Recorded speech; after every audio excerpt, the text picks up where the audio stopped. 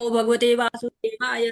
ओम नमो भगवते वासुदेवाय। ओम नमो भगवते वासुदेवाय। ओम अज्ञानातिमिरान्धस्य ज्ञानञ्जनं शलाकया चक्षुरुन्मीलितं येन तस्मै श्रीगुरुवे नमः।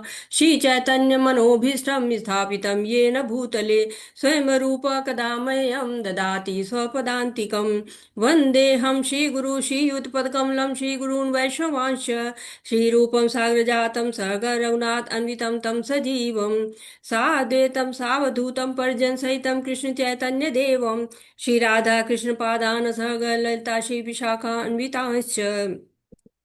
हे कृष्ण करुणा सिंधु दीनबंधु जगतपते गोपेश गोपिका कांता राधा कांत नमस्तुते। तप्त कांचन गौरांगी राधे वृंदावनेश्वरी विश्वानुसुते देवी प्रणमामि हरिप्रिये। नमो विष्णुपादाय कृष्णपृष्ठाय भूतले श्रीमति भक्ति वेदांत स्वामिन् इति नामिने। नमस्ते सरस्वती देवे गौरवाणी प्रचारिणे निर्विशेष शून्यवादी पश्चातदेशतारिणे। जय श्री कृष्ण चैतन्या प्रभु नित्यानंद श्री अद्वैत गदाधर शिवासादि गौर भक्त वृंद। हरे कृष्ण कृष्ण कृष्ण हरे हरे हरे राम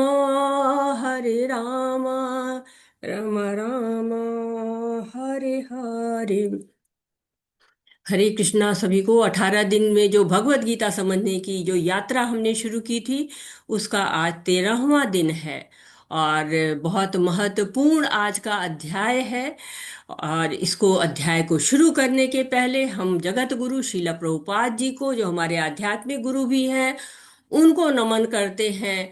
क्योंकि ये आज तो ज्ञान का अध्याय है, तो ज्ञान हमें जो है प्रदान करें हमको श्रील प्रभुपाद जी, अपनी कृपा बनाए रखे। साथ ही श्री श्री राधा गोविंद मंदिर के अध्यक्ष नमो निष्ठा प्रभु जी को नमन करते हैं। सभी आचार्यों को, सभी शिक्षा गुरुओं को, सभी दीक्षा गुरुओं को नमन करते हैं। और साथ ही साथ आप सभी भक्तों का स्वागत करते हैं और पांचांग प्रणाम। हरे कृष्णा। तो आज का अध्याय जो शुरू हो रहा है वो तीसरा चरण है, ज्ञान योग का आरंभ है। भगवत गीता को 3 भागों में बांटा गया है।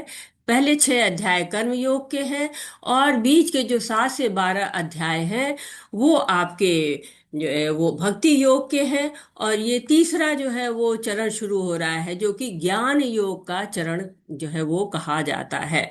तो हम आप लोगों ने, सब लोगों ने कल मुकुटमणि जो कहा जाता है, जो बिल्कुल भक्ति का मुकुटमणि है, उसको जो है वो 12वें अध्याय को पढ़ा।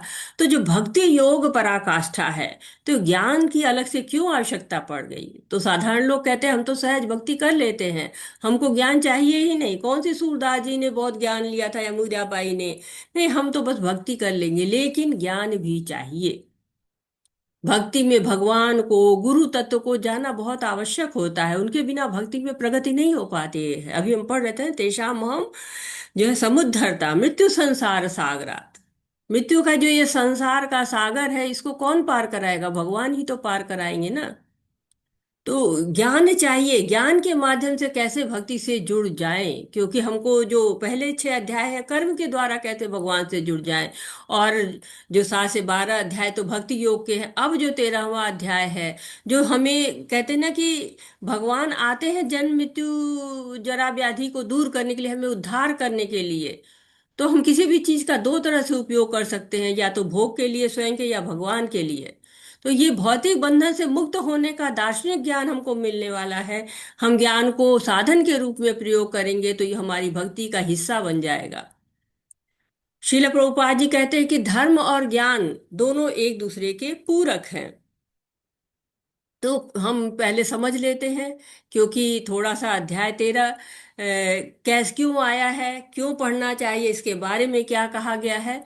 कोई पढ़ना चाहेगा, हैंड रेज कर सकते हैं। हरे कृष्णा। व्यंजना माता जी पढ़िए। हरे कृष्ण माता जी। हरे कृष्ण पढ़िए। अगर भक्ति ही परिणति अंतिम चरण है, तो ज्ञान को अंतिम 6 अध्यायों में क्यों प्रस्तुत किया गया है? सही मायने में पूर्ण भगवत गीता भक्ति है। प्रथम 6 अध्याय चर्चा करते हैं कि कैसे कार्य के माध्यम से भक्ति को प्राप्त किया जा सकता है। अंतिम 6 में ज्ञान के माध्यम से इसे प्राप्त करने का वर्णन है, और मध्य 6 में भक्ति की चर्चा करते हैं। इसके अलावा 12वें अध्याय में कृष्ण ने बताया है कि कैसे वह व्यक्तिगत रूप से अपने भक्तों को जन्म और मृत्यु से बचाते हैं। अंतिम 6 भौतिक दुनिया के से खुद को निकालने के लिए आवश्यक दार्शनिक ज्ञान प्रदान करते हैं। ज्ञान माया से छुटकारा पाने में सहायता करती है और हमें कृष्ण की ओर आकर्षित करती है। इसलिए जब हम भक्ति प्राप्त करने के लिए ज्ञान का उपयोग करते हैं, तो यह भक्ति का हिस्सा बन जाता है। हरे कृष्ण माता जी। हरे कृष्ण माता जी, तो कितना सुंदर बताया गया है। ये जो है वो अंतिम 6 में हम ज्ञान के माध्यम से प्राप्त करते हैं भक्ति को। तो 12वें अध्याय में भी हमने जाना, भक्ति योग के बारे में हमने सुना था। बताते हैं महत्वपूर्ण था, भगवान निराकार रूप की भक्ति, साकार रूप की भक्ति का वर्णन करते हैं और बताते हैं कि निराकार भक्ति का मार्ग क्लेशों से भरा हुआ, क्लेशोधिक तेषाम, देहधारियों के लिए मुश्किल है इस दिशा में प्रयास करना। परंतु जो भक्ति जो साकार रूप में होती है वो थोड़ी आसान है, आसान हो जाती है, क्योंकि रूप है ना, रूप पे हम आकर्षित होते हैं। और भगवान ने भी क्या किया, मैया वेश मनो ये माँ नित्य युक्ता उपासते, मेरे को जो है साकार रूप पर ध्यान करो तो सिद्ध नहीं परम सिद्ध हो जाओगे। भगवान श्रेष्ठता बताते हैं, और श्रेष्ठता ही नहीं बताते, रास्ता ही बता देते हैं। कहते हैं अनन्य भक्ति करो, चित्र के रखो सामने और स्थिर करो मेरे पे मन। नहीं हो सकता तो वैदिक भक्ति करो, विधि विधानों का पालन करो। वो भी नहीं हो पा रहा है तो कर्म करो, भगवान के लिए पुस्तकें छापो, मंदिर बनवाने मदद सहयोग करो, भजन लिखो, भजन गाओ। और वो भी नहीं हो रहा है तो कर्म फलों को त्याग दो। और फल भी नहीं त्याग सकते तो ज्ञान का अनुशीलन करो, शास्त्र का अध्ययन करो। भगवान भी ज्ञान की महत्ता बता रहे हैं। तो ज्ञान से भक्ति तक पहुंचने का मार्ग। साथ ही क्या कहा है, कहा गया है ना कि ये आखिर में भगवान ने दिया है कि हाँ भक्ति ज्ञान से हम लोग, जब क्या होता है जब फोटो खिंचवाते हैं, ग्रुप फोटो, परिवार की फोटो होती है, तो क्या होता है मुख्य लोग बीच में खड़े होते हैं, बाकी लोग साइड साइड होते हैं। वैसे भक्ति के एक साइड में ज्ञान है, दूसरे साइड पर कर्म है। भक्ति को सहारा ज्ञान का भी है, भक्ति को सहारा कर्म का भी है। तो कर्म शुद्ध करना है, निष्काम कर्म करना है, ज्ञान से शुद्ध होगा, भगवान से संबंधित करो। ज्ञान कहाँ से मिलेगा, शास्त्रों से। तो ज्ञान का उद्देश्य ये नहीं कि पढ़े लिखे पीएचडी किया चलो खूब अच्छी नौकरी लग गई, आईएएस पीसीएस हो गए, नहीं। भक्ति करना है। और साथ ही साथ जैसे म्यूजियम वगैरह चिड़ियाघर घूमने जाते हैं, इंस्ट्रक्शन लिखा होता है, फॉलो करो, सही रास्ते पहुंचते जाओगे। नहीं तो क्या भूल भुलैया मटकते रहोगे। बड़े बड़े चिड़ियाघर होते हैं, बड़े बड़े म्यूजियम होते हैं, थोड़ा इंस्ट्रक्शन इसीलिए देते हैं। ये भी क्या है, बहुत सागर है, बहुत बड़ा है, इसमें भी फंसने का बड़ा डर है। तो ये जो ज्ञान होता है ना, हमें फंसने नहीं देता है। तो भगवान वेदों की वाणी देते हैं, ज्ञान देते हैं, ज्ञान में रहेंगे तो हम फिसलने से बचेंगे, फिसल नहीं पाएंगे। तो अभी तक जो भगवत गीता के 5 विषय बताए गए थे, किसी को याद है कि कौन कौन से 5 विषय भगवत गीता में हम पढ़ेंगे? हरे कृष्णा, हैंड रेज कर सकते हैं आप। आशा माता जी, माधुरी माता जी तो मुझे लग रहा है पढ़ने के लिए हैंड रेज किया हुआ है। या मैं अनम्यूट करूं, आप लोगों को अनम्यूट करती हूँ। आशा माता जी, हरे कृष्णा। माता जी मैंने पढ़ने के लिए हाथ खड़ा किया हुआ है। जी अच्छा, हरे कृष्णा जी। बताना चाहें तो बता भी सकते हैं। माधुरी माता जी, आपने, हरे कृष्ण, आप बताना चाहेंगे कौन कौन से 5 विषय हैं जो हम भगवत गीता में पढ़ते हैं? सब लोग भूल गए? माधुरी माता जी, हरे कृष्ण, पढ़िए माता जी, बताइए।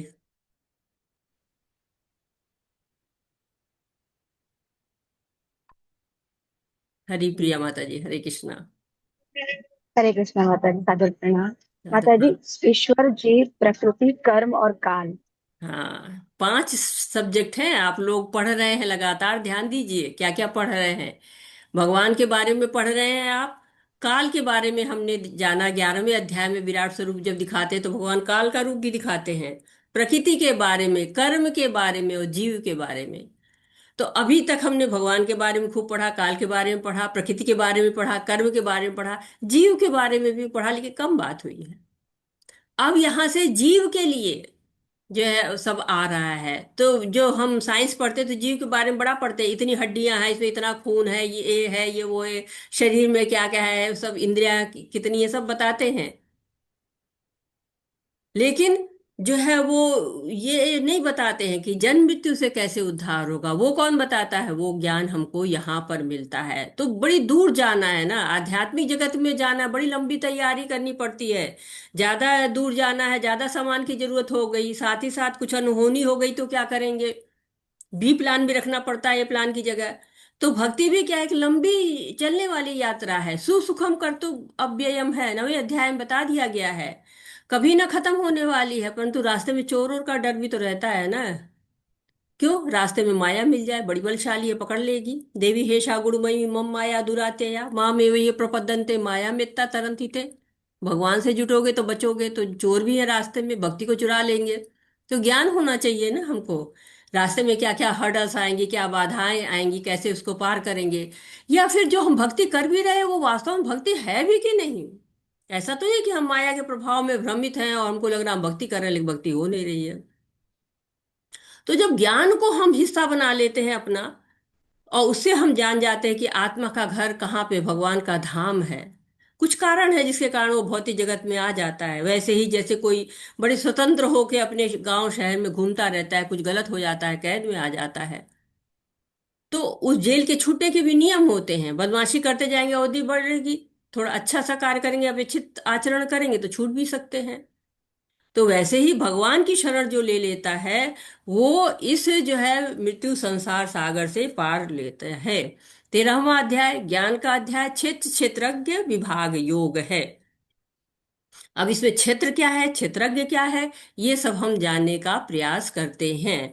तो पहला आपको जो श्लोक है, पहला और दूसरा क्या कहता है? अर्जुना उवाच प्रकृतिम पुरुषम चैव क्षेत्रज्ञ क्षेत्रज्ञमेव च एतद् वेदितुमिच्छामि ज्ञानं ज्ञेयं च केशव। श्री भगवान उवाच इदं शरीरं कौन्तेय क्षेत्रमित्यभिधीयते एतद्यो वेति तं प्राहुर्क्षेत्रज्ञ इति तद्विदः।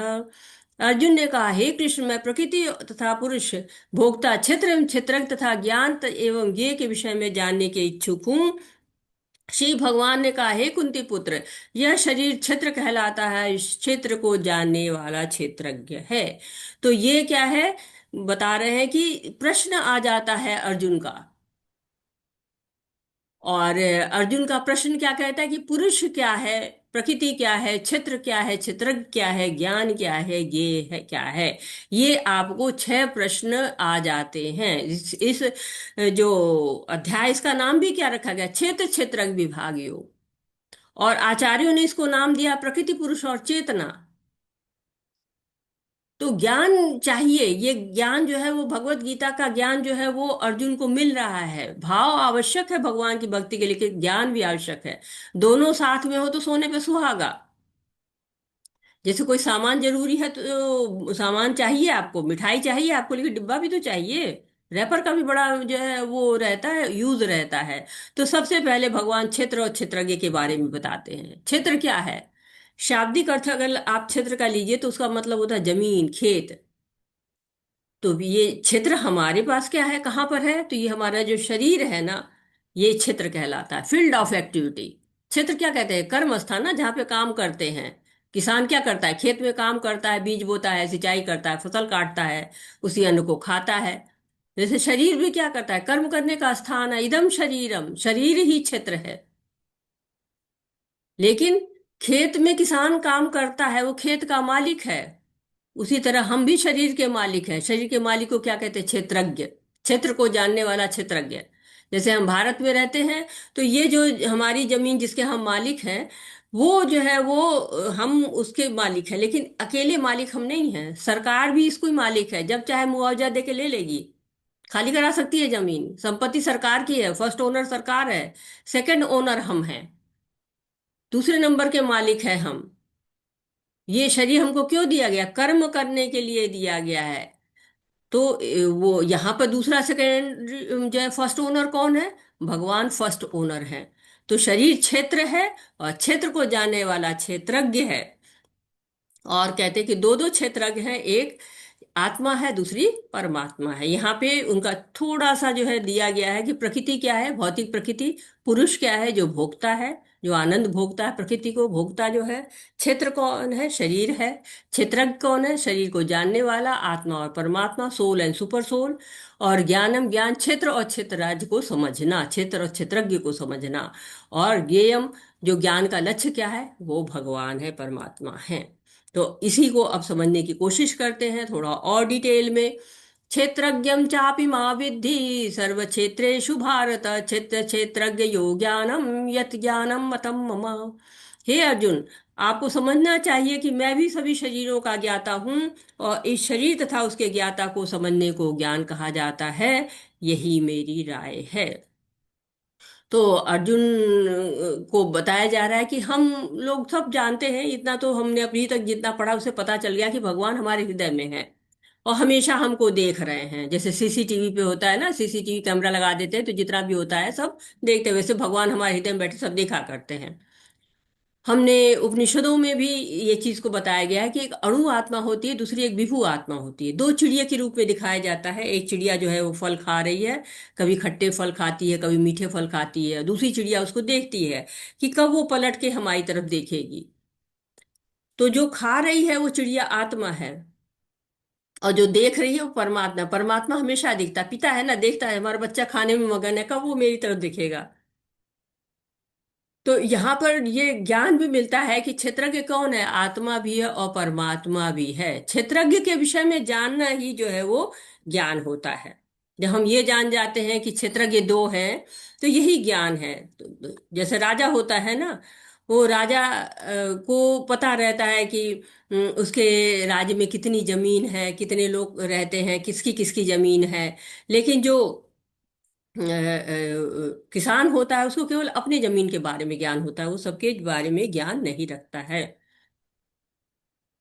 यहाँ पर आप देख रहे हैं कि ये क्या है, जमीन है, और जमीन में ये किसान है, किसान कार्य कर रहा है। तो बता रहे कि ये क्या है, फील्ड ऑफ एक्टिविटी, कर्म स्थान, शरीर कर्म स्थान है। और साथ ही साथ इसको जो किसान होता है वो अपना कार्य करता रहता है।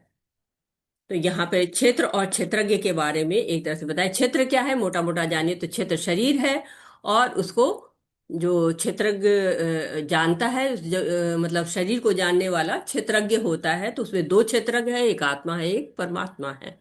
वेदांत सूत्रों से ये आई हुई बातें हैं, इसलिए थोड़ी सी जटिल रहेंगी, लेकिन मैं उसको बहुत ही सिंपल शब्दों में बताने की कोशिश कर रही हूँ। तो खेत में किसान काम करता है, सभी किसान अपने खेत के बारे में जानते हैं, राजा को सबका पता होता है। वैसे ही सब जीवों को अपने अपने शरीर के बारे में जानकारी होती है, पर भगवान सबके बारे में जानते हैं। हम भूल जाते हैं, पर भगवान को सब याद रहता है। भगवान जो है वो सब याद रखते हैं। तो यहाँ पे कह रहे हैं, विभिन्न वैदिक ग्रंथों में विभिन्न ऋषियों ने कार्यकलापों के क्षेत्र तथा उन कार्यकलापों के ज्ञाता के ज्ञान का वर्णन किया है। इसे विशेष रूप से वेदांत सूत्र में कार्य कारण के समेत तर्क से प्रस्तुत किया गया है। तो हम तो भूल जाने वाले हैं, 2 दिन पहले क्या पहना था ये भी नहीं याद रहता, 2 दिन पहले क्या खाया था ये भी नहीं याद रहता है, लेकिन भगवान को सब याद रहता है। हमने पढ़ा हुआ है ना, पहले बताते हैं भगवान, वेदाहम संतीतानि वर्तमानाति चार्जुना भविष्याणि च भूतानि माम तु वेदु कश्चन। बहुत भूतकाल वर्तमान काल सब याद रहता है भगवान को। तो जो ऋषि होते हैं उन लोगों ने क्षेत्र और क्षेत्र का बड़ा वर्णन किया है। ये सिद्धांत है, शास्त्रों में इसका वर्णन है। और भगवत गीता तो वैदिक ग्रंथों का सार है, तो इसमें भी वर्णन है। क्या कि हम शरीर नहीं आत्मा है, कैसे पता चलेगा? ये भी एक बात है कि हम इसको कैसे जानेंगे, वेदांत सूत्रों में वर्णन है। तो चेतना के बारे में भी वर्णन है वेदांत सूत्रों में, और उस चेतना के बारे में हम थोड़ा जानने की कोशिश करते हैं। कौन पढ़ रहा है? आशा माता जी पढ़िए, माता जी, हरे कृष्णा। हरे कृष्ण माता। पढ़िए माता। भगवान की शक्ति का प्रागट्य अन्न रूप में होता है, जिसका अर्थ है अस्तित्व के लिए भोजन, अन्न पर निर्भरता। ये ब्रह्म की भौतिक वादी अनुभूति है। अन्न में परम सत्य की अनुभूति करने के पश्चात फिर प्राणमय रूप में मनुष्य सजीव लक्षणों या जीवन रूपों में परम सत्य की अनुभूति करता है। ज्ञान में रूप में यह अनुभूति सजीव लक्षणों के आगे बढ़कर चिंतन, अनुभव तथा आकांक्षा तक पहुंचती है। तब ब्रह्म के उच्चतर अनुभूति होती है तब ब्रह्म की उच्चतर अनुभूति होती है, जिसे विज्ञान में रूप कहते हैं, जिससे जीव के मन तथा जीवन के लक्षणों को जीव से भिन्न समझा जाता है। उसके पश्चात परम अवस्था आती है, जो आनंदमय है, अर्थात सर्व आनंद में प्रकृति की अनुभूति है। इस प्रकार से ब्रह्म अनुभूति की 5 अवस्थाएं हैं, जिन्हें ब्रह्म पुंज कहा जाता है। इनमें से परम 3 अन्नमय, प्राणमय तथा ज्ञानमय अवस्थाएं जीवों के कार्यकलापों के क्षेत्रों से संबंधित होती है।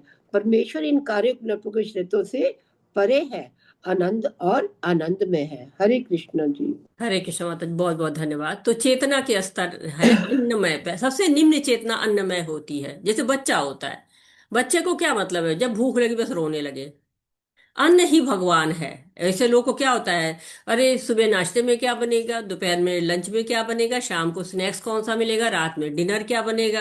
केवल भोजन ही भगवान है। गधा है, थोड़े से भोजन के लिए बड़ा परिश्रम करता रहता है, तो क्या अस्तित्व क्या है, केवल भोजन के लिए टिका हुआ है। कोविड था तो कितने लोग परेशान थे, कहीं भोजन न कम पड़ जाए। तो ये क्या है, अन्नमय अनुभूति है। चेतना अन्न तक ही सीमित है। जब चेतना और स्तर बढ़ता है तो प्राण में हो जाती, प्राण को सब कुछ समझ लेते हैं। पहले भोजन को मानते थे, अब भोजन से अन्न में से होके प्राण की चिंता हो गई। प्राण की चिंता हुई तो क्या हुआ, कोई बिल बनाने लगा, कोई घोंसला बनाने लगा, कोई मांद की खोज करने लगा, कोई फ्लैट बनाने लगा, घर बनाने लगा। प्राण में चेतना हो गई, प्राण कैसे बचेंगे। फिर चेतना और ऊपर हुई तो ज्ञान में चेतना हो गई। इससे क्या हो गया, अनुभव आना शुरू हो गए। क्या है, अनुभव आ गया, ऊपर से कूदेंगे गिर जाएंगे, हड्डियां टूट जाएंगी। बच्चा अग्नि को छूने जाता है जो ताता ताता करके पीछे हट जाता है, जला सकती है, गर्म लगता है, उसको अनुभव हो जाता है। जानवर भी अनुभव करते हैं। आप देखिए कि कोई भी विपत्ति आनी होती है वो पहले भागना शुरू करते हैं। अगर उनको बांधा हुआ है तो जोर जोर से चिल्लाएंगे कि छुड़ो हमको, भागना है हमको। घरों में जो कुत्ते होते हैं या सर्कस में जानवर होते हैं, उनको भी अनुभव से जो है सिखाते हैं, पुरस्कार देते हैं, दंड देते हैं, सीख जाता है, अनुभव करता है, जान जाता है। साथ ही वो ये भी जानते हैं कि कौन सी चीज घातक है, किसके पास नहीं जाना चाहिए, कौन सी खाने योग्य है, क्या नहीं है, वो अनुभव से सीख जाता है। जब चेतना उससे बड़ी होती है तो ज्ञान में चेतना हो जाती है। ज्ञान में चेतना जो है ये अनुभव की थी, अनुभव से ऊपर उठे तो विज्ञान में चेतना आ गई। ज्ञान में चेतना जानवर तक है, अनुभव तक जो है वो अन्न में, प्राण में और ज्ञान में, ये 3 चेतना पशुओं तक रहती है। इसके ऊपर की जो आपको चेतना है वो मनुष्य में हो सकती है, अगर लेंगे तो, करना चाहेंगे, जिज्ञासा आएगी तो, कि हम कौन हैं, कहाँ से आए हैं, दुख क्यों आते हैं, कैसे बचेंगे इनसे। ये सब जिज्ञासाएं, मनुष्य जीवन क्यों श्रेष्ठ है, इसका कैसे उपयोग करें। वेदांत सूत्र का आरंभ ही हुआ है अथातो ब्रह्म जिज्ञासा। तो भगवत गीता में भी अर्जुन की जिज्ञासाएं हैं, कहते हैं यच्छ्रेयम स्वनिश्चितम ब्रूहि तन्मे शिष्य तहम साधि माम त्वां प्रपन्नम। परीक्षित जी की जिज्ञासाएं थी, उन्होंने सुखदेव गोस्वामी जी से जो है वो करी थी जिज्ञासाएं। तो जानवर को तो मंदिर में भी लेके जाइए तो क्या खाना ही ढूंढेगा ना, क्योंकि पशुवत चेतना है। और उससे ऊपर की चेतना आनंदमय की चेतना है, परम आनंद की अवस्था। हम जिज्ञासा करते हैं, भगवान के बारे में जानते हैं, उनसे जुड़ जाते हैं, आनंद की अवस्था आ जाती है। तो ये जो 5 चेतनाएं हैं, इनको ब्रह्म पुंछ कहा जाता है। तैत्तिरीय उपनिषद में इनका वर्णन आता है। तो ये चेतनाएं हमको क्या करनी है, हमको जब ये पता चल जाता है कि हम चेतना को स्तर को ऊपर बढ़ा सकते हैं, तब हम अपनी चेतना को ऊपर बढ़ाना चाहते हैं। क्योंकि मनुष्य और पशुओं में अंतर तभी होता है जब उसको चेतना उसकी अच्छी हो जाए, जब चेतना ऊपर की ओर जाए, ऊर्ध्वगामी हो जाए। तो अन्नमय चेतना सबसे नीचे की चेतना, अन्न तक ही सीमित। प्राणमय चेतना, प्राणों का डर।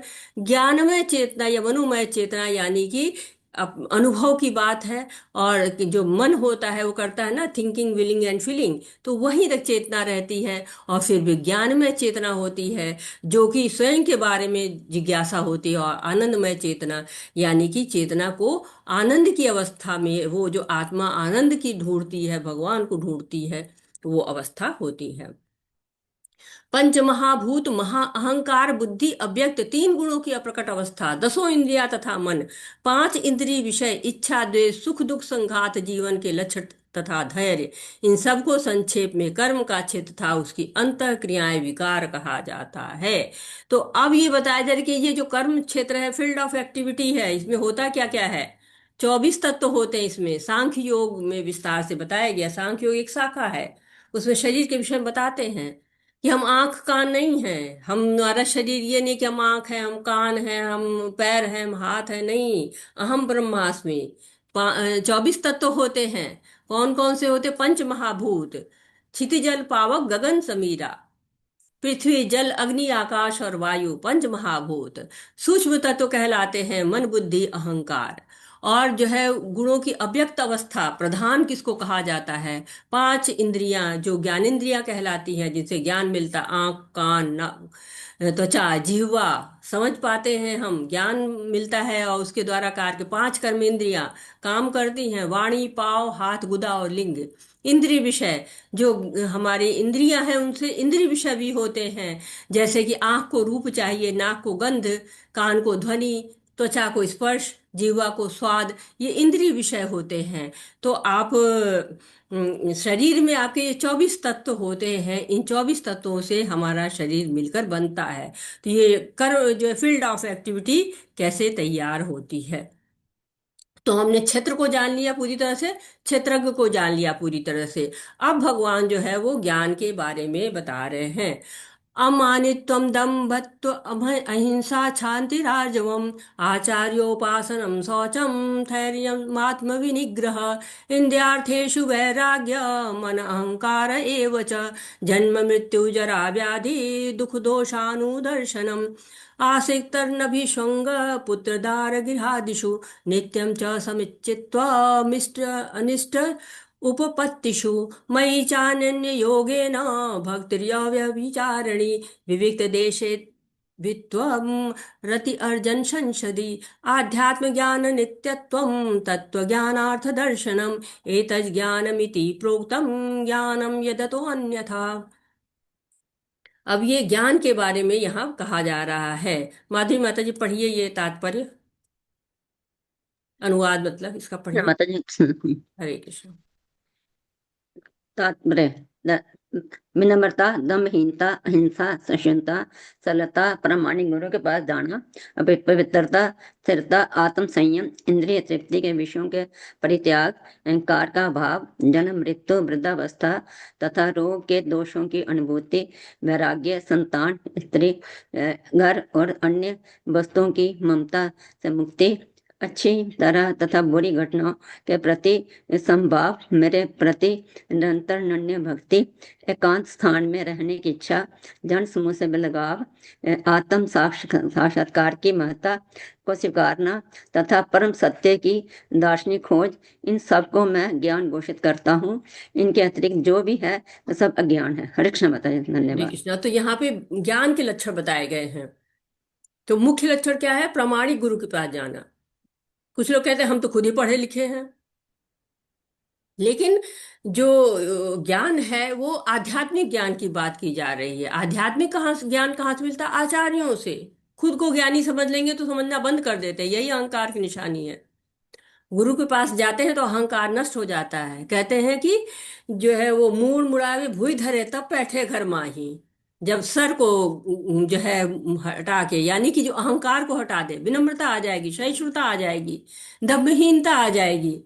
जब ये सब आ जाता है तो जन्म मृत्यु जरा व्याधि तो खत्म ही हो जाता है। यही वास्तविक भय है। गौतम बुद्ध ने जाना कि जन्म मृत्यु जरा व्याधि। कैसे जाना? क्योंकि उन्होंने देखा कि एक जो है अर्थी जा रही है। पूछते ही ये क्या है? क्या मृत्यु है? ये तो मृत शरीर है। ये तो सबके ऊपर आता है, राजा रंग के ऊपर कोई बच नहीं सकता। बड़े दुखी हो गए, ज्ञान की तलाश में घर छोड़ के चल दिए।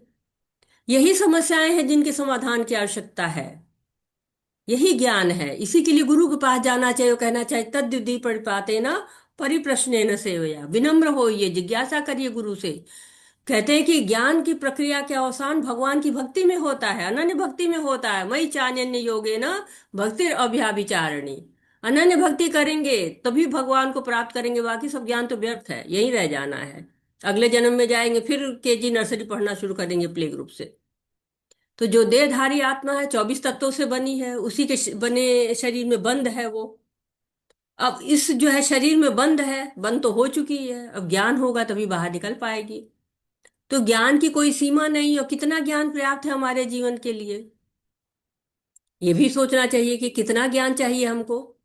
तो कहते हैं अगर आप अज्ञानी हैं, भगवान को नहीं जानते हैं, तब तो आप कैसे बेड़ा पार होगा। लेकिन अगर आप भगवान के दिव्य ज्ञान को गुरु के माध्यम से जान जाते हैं, क्योंकि कहा है ना कि तेषाम सतत युक्ता नाम भजता प्रीति पूर्वकम, भगवान का प्रीति पूर्वक भजन करिए। तो क्या होता है, भगवान कहते हैं ना ददामि बुद्धि योगम, तो मैं बुद्धि भी देता हूँ। और यहाँ पर क्या, ये तज ज्ञान मिति प्रोक्तम ज्ञान यत तो अन्यथा, सब अज्ञान है इसके अलावा। जितने ज्ञान यहाँ बताए गए यही बस ज्ञान है, बाकी सब अज्ञान है। तो नम्रता होनी चाहिए, सम्मान के लिए नहीं कि हाँ हमको हम माला पहनाओ फूल पहनाओ हम बड़े ज्ञानी हैं, नहीं, नम्र हो, शिष्टता होनी चाहिए, मान अपमान कुछ भी हो एक जैसे रहें। अहिंसा होनी चाहिए। अहिंसा क्या होती है कि हम मनसा वाचा कर्मणा से किसी को कष्ट न पहुंचाएं। और शीला प्रभुपाद जी कहते हैं कि असली जो है वो आपकी अहिंसा ये है कि आप आत्मा पर दया करो।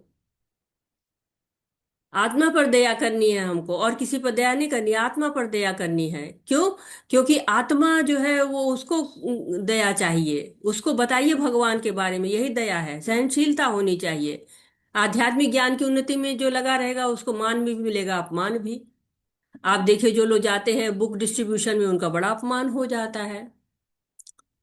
तो हमें अपमान जो है सहने की आदत होनी चाहिए। लेकिन भगवान के लिए या गुरु पर कोई अपमान करे तो वहां पर हमको तर्क के साथ खंडन करना चाहिए, और नहीं कर सकते हैं तो उठ के वहां से चले जाना चाहिए। जैसे जब शिशुपाल जी भगवान की निंदा कर रहे थे तो वहां सब लोगों ने बैठे अपने कान बंद कर लिए, वहां से उठ के चले गए। लेकिन स्वयं की निंदा पर कभी विचलित नहीं होना चाहिए, सरलता होनी चाहिए। भगवान का नाम कहीं भी ले ले, शत्रु के सामने तक ले ले, जैसे प्रहलाद महाराज थे, इतने सरल थे कि जानते थे कि मुझे इसको कष्ट होगा इसके कारण, लेकिन तब भी वो भगवान का हर जगह नाम ले लेते थे, पिता के सामने भी। गुरु स्वीकार करना चाहिए, स्वच्छता रखनी चाहिए। दो प्रकार की स्वच्छता होती है, बाह्य स्वच्छता होती है, नहाते हैं, दांत साफ करते हैं, कपड़े साफ करते हैं। आंतरिक स्वच्छता कैसे होगी? स्नान ध्यान के बाद जो जप करते हैं उससे स्वच्छता आती है, भगवान की सेवा करते हैं। स्थिरता कैसे होती है? जब हम भक्ति करते हैं, दृढ़ संकल्प के साथ जब भक्ति करते हैं। आत्म संयम होना चाहिए, इंद्रियों पर नियंत्रण आ जाता है जब भगवान की सेवा में लगा देते हैं। झूठे अहंकार नहीं होना चाहिए। हमारे अंदर अहंकार बहुत होता है, क्यों होता है? क्योंकि हम देह का अभिमान होता है, शरीर का बड़ा महत्व तो हम जानते हैं ना, इसी को सजाते संवारते हो, इसी पर अहंकार करते रहते हैं, बुराई की धारणा होती है। संसार की बातों में बड़ा रस होता है, छिद्रान्वेषण में रुचि होती है ना, कि वो कहते हैं ना पेड़े को छीलना, तो दूसरों के लिए जो है वो बड़ी भौतिक बातों में बड़ा रस आता रहता है। अनासक्ति होनी चाहिए, भौतिक आसक्तियां हटा के भगवान में आसक्ति होनी चाहिए। ऐसा नहीं कि प्रेम ही ना रहे भगवान के प्रति, नहीं, सभी लोग क्या कहते हैं, भगवान के अंश है, मम्मी अंश है जीव लोग के, जीव भूतो सनातना, सब जीव भूत हैं। लेकिन सबसे पारिवारिक कर्तव्य निभाइए, कोई भी रिश्ता उसके साथ कर्तव्य निभाना है, उसके साथ प्रेम करना है, लेकिन आसक्त नहीं करना है, सब कुछ कृष्ण चेतना की भावना से करना है। धृतराष्ट्र आसक्त थे, कुंती महारानी प्रेम करती थी, विभीषण महाराज अपने भाई से प्रेम करते थे, लेकिन रावण क्या आसक्त था, अपने परिवार के बल से आसक्त था, अपने धन से आसक्त था, अपने घर से आसक्त था। परिस्थितियां विपरीत होती हैं, कभी कोई घर भी छोड़ना पड़ता है, जैसे विभीषण ने छोड़ा, लेकिन भगवान से भेंट हुई और फिर राज परिवार सब मिल गए। तो नवधा भक्ति कल हमने पढ़ी थी, नवधा भक्ति से भगवान की सेवा करनी है। श्रवणम कीर्तनम विष्णु स्मरणोपाद सेवनम अर्चनम वंदनम दास्यम साक्ष्यम आत्म निवेदनम। एकांत में रहने की इच्छा हो जाती है, जो ज्ञान ये भी कहते हैं ना कि इसमें बताया गया एकांत में रहने की इच्छा, तो हिमालय पे नहीं जाना है, भक्तों के साथ रहने की इच्छा करनी है, भौतिकता से दूर रहने की इच्छा है, आध्यात्मिक लोगों के साथ रहने की इच्छा है। और इसके अतिरिक्त क्या है? इसके अतिरिक्त जितना भी आप जानते हैं वो सब अज्ञान है। भगवान ने कहा कि सब यही जो है वो ज्ञान है, बाकी सब अज्ञान है। तो ये एक तरह से बताया गया है यहाँ पे। अब मैं तुम्हें ज्ञेय के विषय में बतलाऊंगा, जिसे सुनकर तुम नित्य ब्रह्म का आस्वादन कर सकोगे। यह ब्रह्म या आत्मा जो अनादि है वो मेरे अधीन है, इस भौतिक जगत के कार्य कारण से परे स्थित है। तो यहाँ पर अब बताया जा रहा है कि ज्ञेय क्या है। क्योंकि अभी हमने क्या जाना, प्रकृति के बारे में जाना, पुरुष के बारे में जाना, नहीं, अभी हमने क्षेत्र के बारे में जाना, क्षेत्रज्ञ के बारे में जाना, और अब ज्ञान के बारे में जाना, अब ज्ञेय के बारे में जानना है। चौथा प्रश्न जो है उसके बारे में अब हमें जानना है। तो कहते हैं ज्ञेय का अर्थ क्या होता है, पहले तो यही समझ ले कि उसका अर्थ होता है ज्ञान का लक्ष्य। ज्ञान का लक्ष्य कैसे पता चलेगा, जब हम आत्मा को जानेंगे, परमात्मा को जानेंगे। तो ज्ञेय के विषय में बता रहे हैं कि भगवान पहले जो है हमको बताते हैं आत्मा के बारे में, और फिर बताते हैं परमात्मा के बारे में। आत्मा के विषय में बता चुके हैं कि शाश्वत है वो, और साथ ही साथ नित्य है। और जो जीवात्मा है भगवान की सेवा करेगा तो भगवान को प्राप्त कर पाएगा। तो यहाँ पर एक तरह से ब्रह्म या आत्मा अनादि है और भगवान के अधीन ही क्या करती है। और अब इसके बाद परमात्मा के बारे में बता रहे हैं। सर्वेंद्रिय गुणाभासम सर्वेंद्रिय विवर्जितम असक्तम सर्वभृच्चेव निर्गुणम गुण भोक्ति च। परमात्मा समस्त इंद्रियों के मूल स्रोत है, फिर भी वे इंद्रियों से रहित हैं। वे समस्त जीवों के पालन करता होकर वे अनासक्त हैं। वे प्रकृति के गुणों के परे हैं, फिर भी वे भौतिक प्रकृति के गुणों के स्वामी हैं। तो परमात्मा के बारे में बता रहे हैं कि आत्म तत्व, फिर परमात्म तत्व। परमात्मा सभी इंद्रियों के स्रोत हैं। एक नाम जो है भगवान को क्या कहते हैं, ऋषिकेश। ऋषिकेश तो भगवान ऋषियों के, इंद्रियों के स्वामी हैं, और लेकिन वो इंद्रियों से रहित हैं। लेकिन हम तो इंद्रियों से बंधे हुए हैं, भगवान इंद्रियों से रहित हैं। और कहते हैं कि वो मन से भी अधिक वेगवान है, और सब जितने दौड़ने वाले सबको हरा सकते हैं। भगवान हाड़ मास के नहीं बने हैं, उनकी भौतिक इंद्रियां नहीं है, वो किसी भी इंद्रिय से किसी कोई भी कार्य कर सकते हैं। तो बहुत लोग जो कहते हैं कि भगवान निराकार है, लेकिन यहाँ पे कहा जाए भगवान की भी इंद्रियां हैं। जो ईशोपनिषद है वो कहती है अनेज दकम मनसो जीवियो नैन देवा आपरन पुरो भषता। तो भगवान जो है ऋषिकेश है, और वो जो उनकी इंद्रियां, किसी भी इंद्रिय से वो कोई भी कार्य कर सकते हैं, सच्चिदानंद रूप है।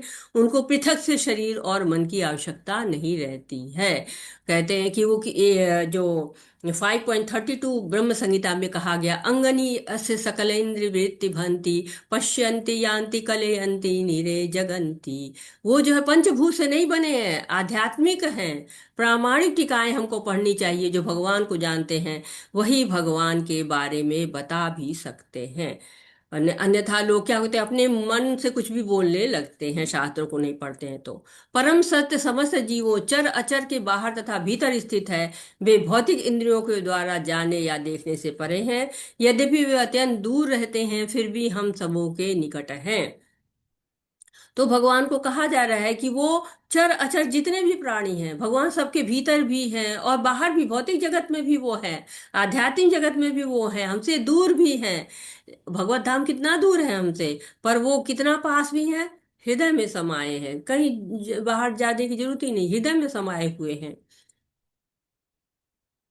परम सत्य जीवोचर अचर के बाहर है सोच। ये तो हम पढ़ चुके हैं, आगे पढ़ते हैं। वे समस्त प्रकाशमान वस्तुओं के प्रकाश स्रोत हैं। वे भौतिक अंधकार से परे हैं और अगोचर हैं। वे ज्ञान है, ज्ञेय है और ज्ञान के लक्ष्य हैं। वे सबके हृदय में स्थित हैं। तो हमने जाना भगवान के बारे में। जैसे सूरज होता है ना, उसका प्रकाश चारों ओर है, पर वो अपने सूर्य लोक, जो जगत है सूर्य लोक, वहां पे विराजमान है। तो वैसे भगवान अपने धाम में भी हैं, लेकिन उनकी शक्तियां चारों ओर दिखाई दे रही हैं। नरसिंह आरती जब हम करते हैं, आप लोग मंगल आरती में जाते होंगे, तो आप लोगों ने सुना होगा, इतो नरसिंहा पर तो नरसिंहा यत यत यामि ततो नरसिंहा बहिर नरसिंहो हृदये नरसिंहा नरसिम्हादिशरणं प्रपदे। हर जगह भगवान है। हिरण्यकशिपु ने प्रहलाद से पूछा, तेरा भगवान कहाँ है? कहा सब जगह है, खंबे में भी है। तो भगवान प्रहलाद जी की लाज बचाने के लिए जो है वो खंबे में भी आ जाते हैं। तो भगवान तो हर जगह है, भले हम इंद्रियों से देख ना पाए, अनुभूति तो सब जगह है ना। विभूति हमने पढ़ी है, हर जगह भगवान है। दिव्य चक्षु चाहिए, अर्जुन को भगवान ने दिया, भगवान का विराट स्वरूप देख पाए।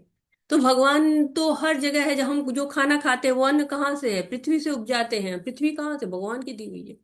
पानी है, ज्ञान है, शरीर है, सब कहाँ से है? सब तो भगवान दे रहे हैं। स्वाद है, वो भी भगवान दे रहे हैं। पानी में जो स्वाद है, बताया उन्होंने कि जल में जो स्वाद है मैं हूँ। तो भगवान के कारण ही अलग अलग जो है पानी का स्वाद आता है। आप जाइए तो स्वाद बदल जाता है, कहीं जाइए तो दूसरा स्वाद, कहीं जाइए तो पानी का ही स्वाद अलग अलग है। सब्जियों फलों में भी स्वाद आता है। कुछ लोग कहेंगे ना कि नींबू खट्टा है। सभी जो खाएंगे, क्लास में जो है पढ़ाया जाता है छोटे बच्चों को कि मीठा क्या है, तो ये शक्कर खिलाई जाती है, मीठा है। खट्टा क्या है, तो नींबू है। तो इस तरह बताया जाता है ना, बच्चों को भी पढ़ाया जाता है। ये सब कहाँ स्वाद आता है, सब तो भगवान ही देते हैं ना। इस प्रकार मैंने कर्म क्षेत्र, शरीर, ज्ञान तथा ज्ञेय का संक्षेप में वर्णन किया है। इसे केवल मेरे भक्त ही पूरी तरह समझ सकते हैं और इस तरह मेरे स्वभाव को प्राप्त होते हैं। तो समझेगा कौन? जो भक्त होगा। कहते हैं ना कि जहां पे कृष्ण है वहां ज्ञान हो ही नहीं सकता, अंधकार हो ही नहीं सकता है। सूर्य चंद्र सब जो है वो भगवान से प्रकाशित तो होता है। ये सब जानता कौन है? ये सब जो जानता है, जो भक्त जानते हैं। भगवान ने तो सब बता दिया, जो जान जाएगा वो भगवान को प्राप्त होगा।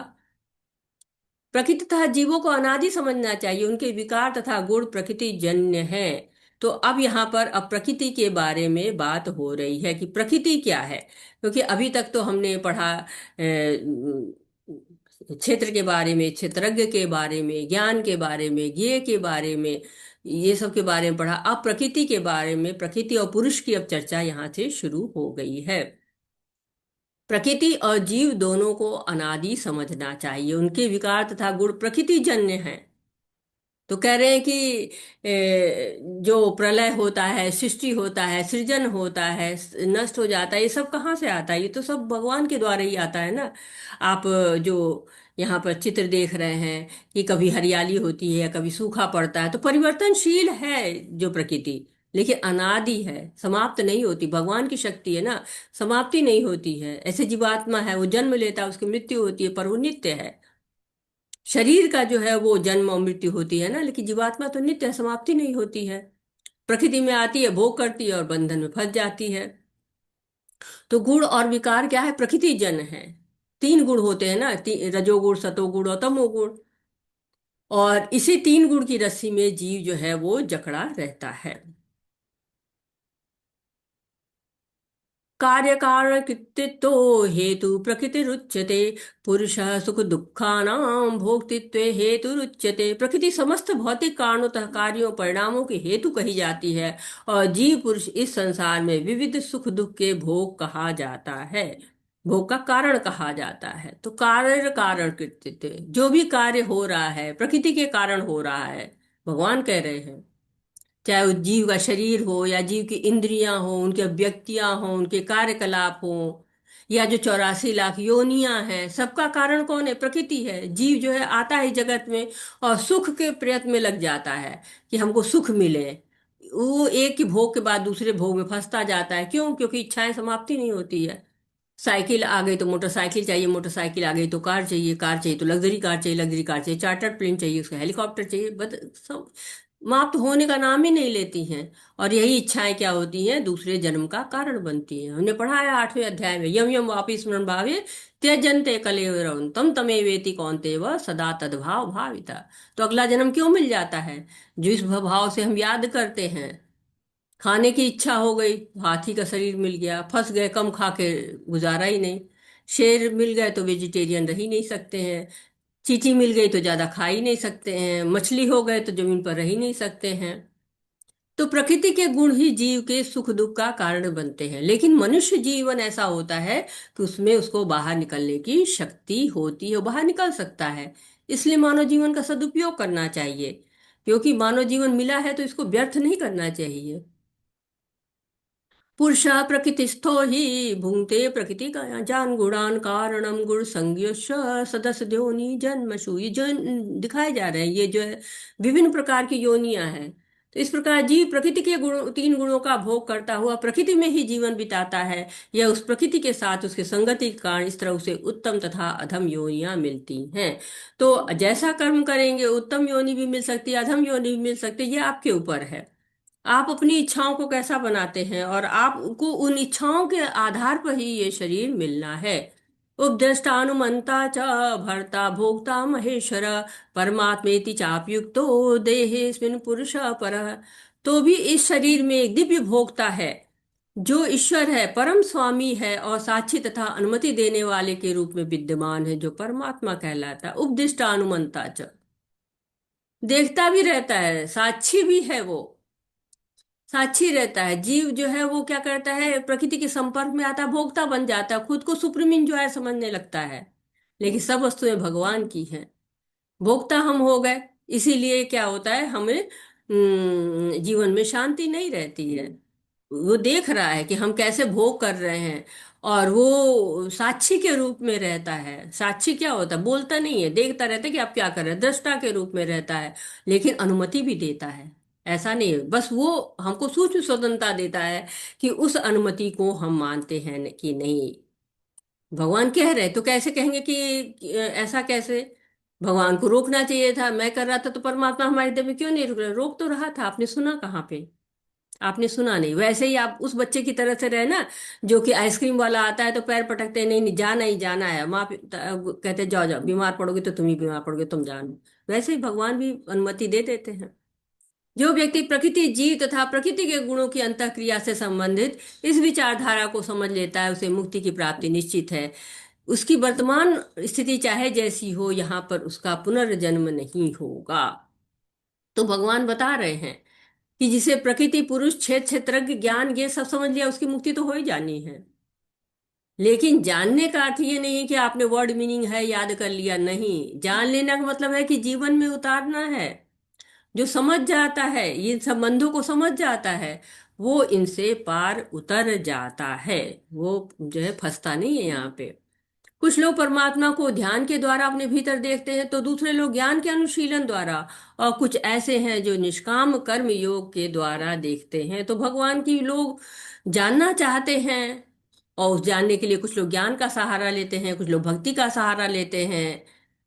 और जो परमात्मा हमारे हृदय में है, सर्वव्यापी है, उसको जान भी जाते हैं, पर कई ऐसे लोग हैं जो कि नहीं जान पाते हैं। क्यों? क्योंकि उनकी रुचि नहीं होती है। वो न ध्यान करना चाहते हैं, न ज्ञान करना चाहते हैं, न निष्काम कर्म करना चाहते हैं, हृदय ही शुद्ध नहीं है। तो उनका उद्धार कैसे होगा? तो जो उद्धार करना चाहते हैं अपना, वो ज्ञान के अनुशीलन से या निष्काम कर्म योग से, भक्ति से भगवान को जानना चाहते हैं। ऐसे भी लोग हैं जो यद्यपि आध्यात्मिक ज्ञान से अवगत नहीं होते, पर अन्यों से उस परम पुरुष के विषय में सुनकर उसकी पूजा करने लगते हैं। ये लोग भी प्रामाणिक पुरुषों श्रवण करने की मनोवृत्ति होने का जन्म तथा मृत्यु के पथ को पार कर जाते हैं।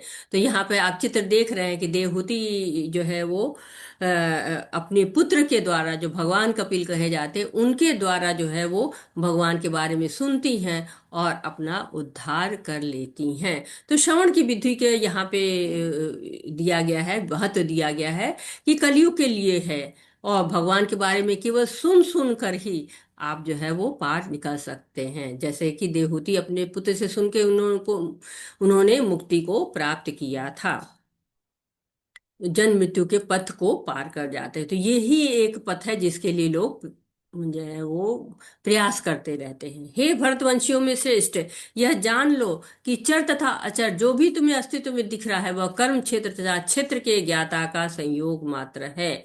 तो जो कुछ भी दिखाई दे रहा है, जड़ है, चेतन है, यानी कि एक तरह से आप पराशक्ति और अपराशक्ति दोनों की बात हो जा रही है। तो कोई बताएगा कि पराशक्ति क्या है, अपराशक्ति क्या है? हरे कृष्णा। पराशक्ति से आप क्या समझ रहे हैं और अपराशक्ति से क्या समझ रहे हैं? हरे कृष्णा। हैंड रेज कर सकते हैं आप लोग।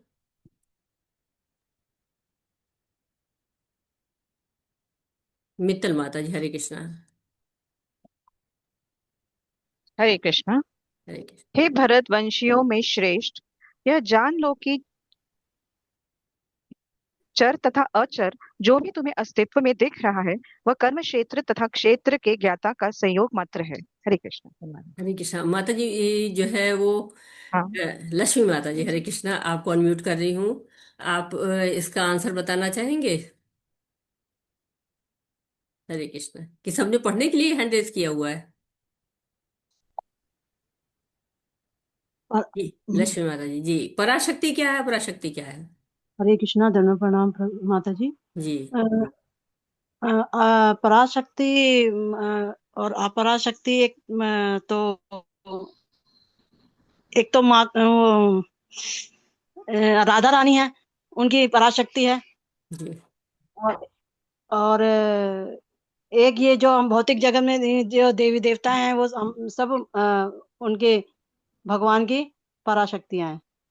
जी। हरे कृष्ण। व्यंजना माता जी। मैं समझा नहीं पा रही हूँ प्रभु माता जी। कोई बात नहीं माता जी, हरे कृष्ण। व्यंजना माता जी। हरे कृष्ण माता जी। जी माता। माता जी, पराशक्ति जीव और अपरा परमात्मा, ऐसे हरे बताइए। कृष्ण। ऐसे मुझे लग रहा है।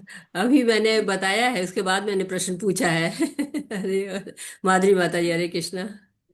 शक्ति आध्यात्मिक शक्ति है, भगवान की है, और अपराशक्ति है, भौतिक संसार है। तो भगवान ही पराशक्ति और आध्यात्मिक है। हम्म। विद्या माता जी, हरे कृष्ण। हरे कृष्ण माता जी। जी माता। पराशक्ति सुप्रीम, जैसे भगवान जी हैं उनको बोलते हैं पराशक्ति। हम्म। और अपराशक्ति इस भौतिक ऊर्जा जो देते हैं वो हमें, भौतिक ऊर्जा जो हमारे, मेरे ख्याल से जी माता। मैंने थोड़ा थोड़ा याद है। जी बिल्कुल सही कह रहे हैं आप। सुषमा माता जी, हरे कृष्ण।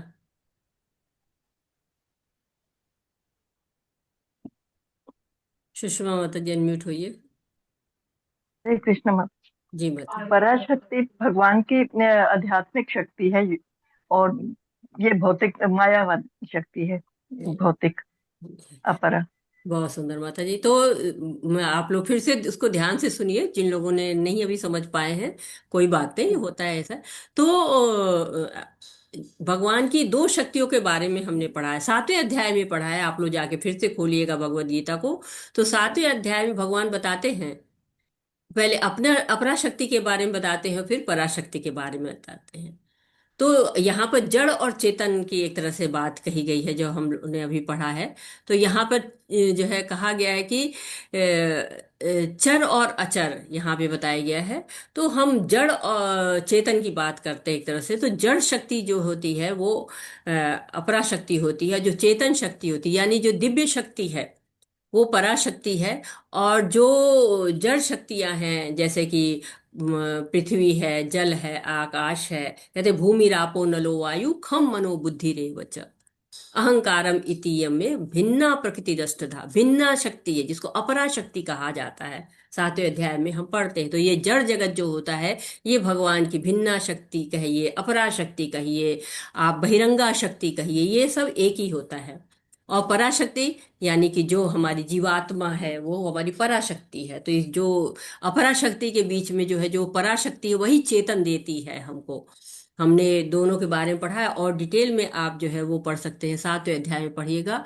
तो और आगे बढ़ते हैं हम इसको। सम सर्वेषु भूतेषु तिष्ठन्तः परमेश्वरं विनश्यत स्वविनश्यन्तं यः पश्यति स पश्यति। जो परमात्मा को समस्त शरीरों में आत्मा के साथ देखता है, और जो यह समझता है कि इस नश्वर शरीर के भीतर न तो आत्मा न ही परमात्मा कभी विनष्ट होती है, वही वास्तव में देखता है। तो एक तरह बताया कि शुद्ध भक्त जो होता है वो सबको आत्मा के स्तर पर देखता है, समान दृष्टि में, सब में भगवान का अंश है, सबको भगवान की सेवा में लगा देना चाहिए।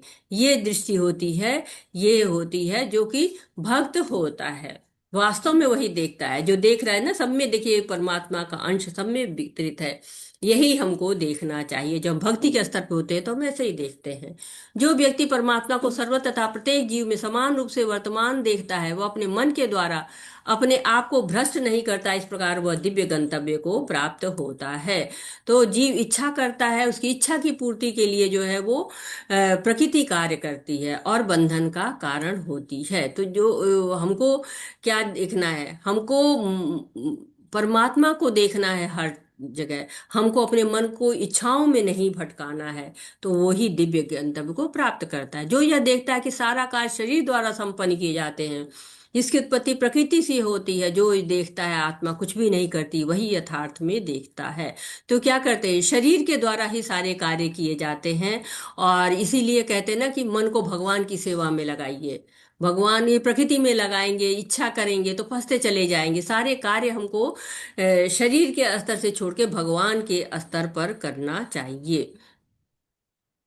यद्यपि आकाश और व्यापी है, किंतु अपनी सूक्ष्म प्रकृति के कारण किसी वस्तु से लिप्त नहीं होता। इसी तरह ब्रह्म दृष्टि में स्थित आत्मा शरीर में स्थित होते हुए भी शरीर से लिप्त नहीं होती। तो आकाश कैसा, जहां भी जाइए, अमेरिका चले जाइए, रूस चले जाइए, सब जगह आकाश आपको दिखाई पड़ता है। लेकिन सूक्ष्म प्रकृति के कारण, सूक्ष्म उसकी प्रकृति है, इसलिए वो किसी में भी लिप्त होता हुआ आपको नहीं दिखाई देता, किसी से वो लिप्त नहीं होता है, वो सबसे पृथक सा ही रहता है। और कहते कि इसी तरह से जो जीवात्मा है, उसको भी शरीर में रहते हुए भी शरीर से लिप्त नहीं होना चाहिए। हे भरतपुर, जिस प्रकार सूर्य अकेले ही सारे ब्रह्मांड को प्रकाशित करता है, उसी प्रकार शरीर के भीतर स्थित एक आत्मा सारे शरीर की चेतना से प्रकाशित करता है।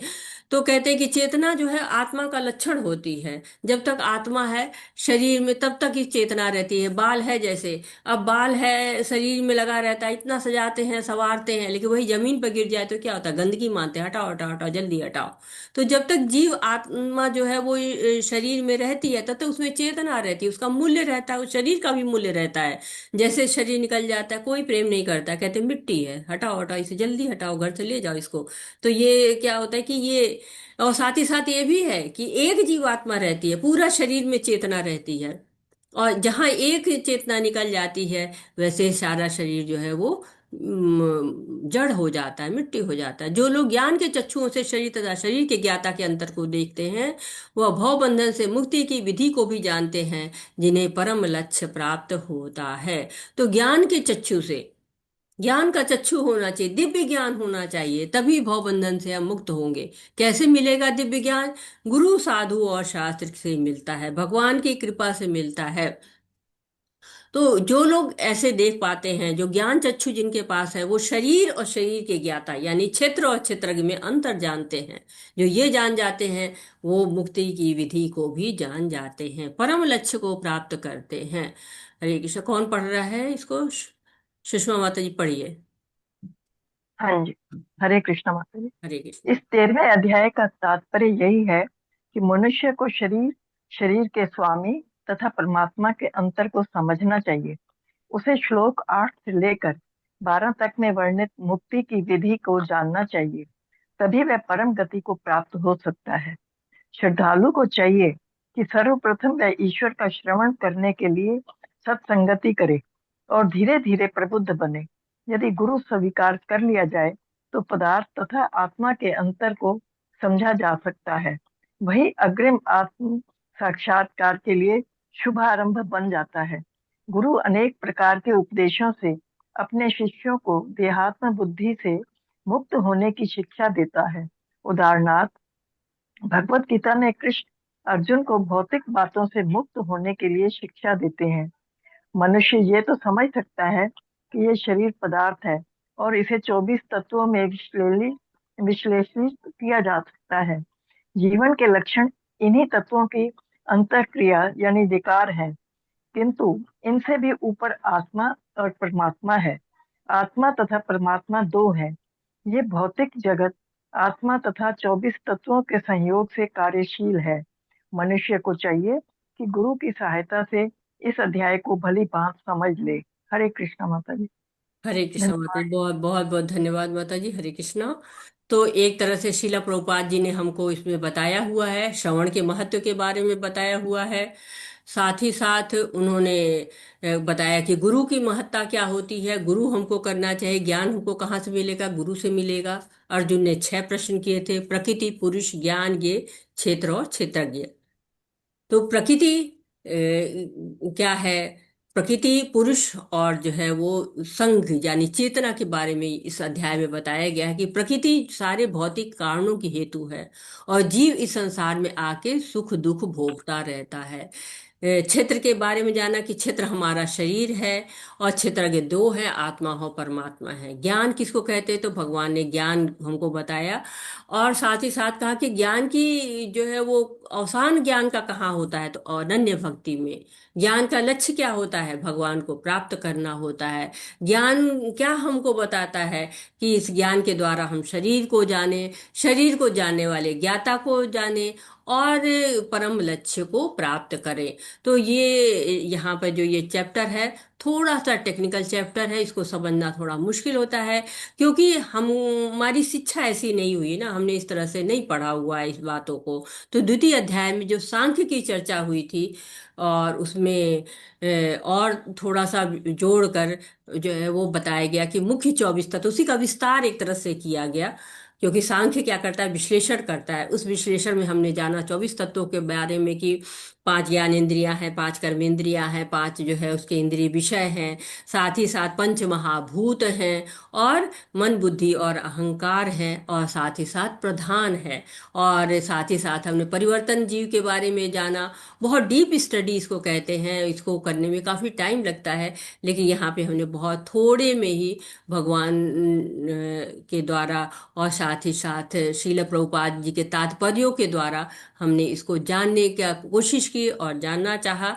और साथ ही साथ हमने जाना कि लक्ष्य पे अडिग जो रहना है, उसके लिए ज्ञान बहुत आवश्यक है। जब ज्ञान मिल जाता है तब जो हमारे कर्म होते हैं बंधन कारक नहीं होते हैं, हमारे कर्म हमको उत्तम गति देते हैं। क्योंकि हमारा शरीर क्षेत्र है, और क्षेत्र का अर्थ बहुत व्यापक है। मन बुद्धि अहंकार, पंच महाभूत, पंच कर्मेंद्रिया, पंच ज्ञानेंद्रिया, पंच इंद्रिय विषय, 3 गुणों की अव्यक्त अवस्था, ये सब जो है वो क्षेत्र मिलके क्षेत्र बनते हैं। और आत्मा परमात्मा तथा भौतिक शक्ति के बारे में हमने जाना, कैसे जीव बंधन में आता है, कैसे उससे मुक्त होता है, कैसे लक्ष्य प्राप्त करता है।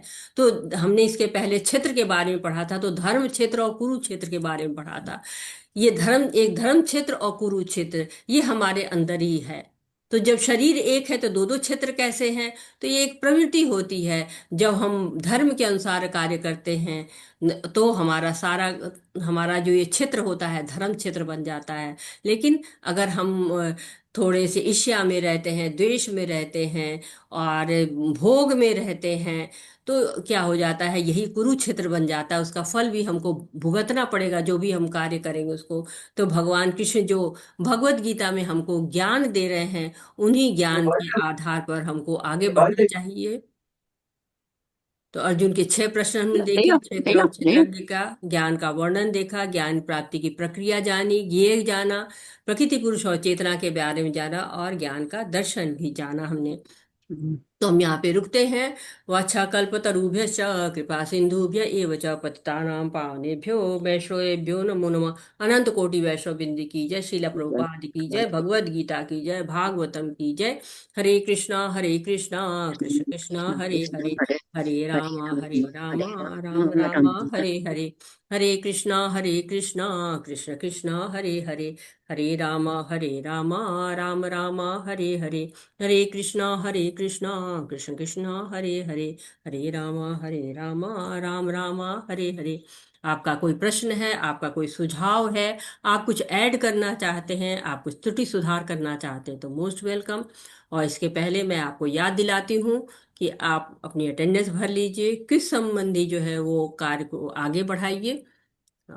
हरे कृष्णा प्रभु जी। हरे हरे कृष्णा माता जी, कोटि कोटि धन्यवाद। हरे माता जी, चैट बॉक्स में एक प्रश्न है। पंवर माता जी ने श्रीमती राधा रानी के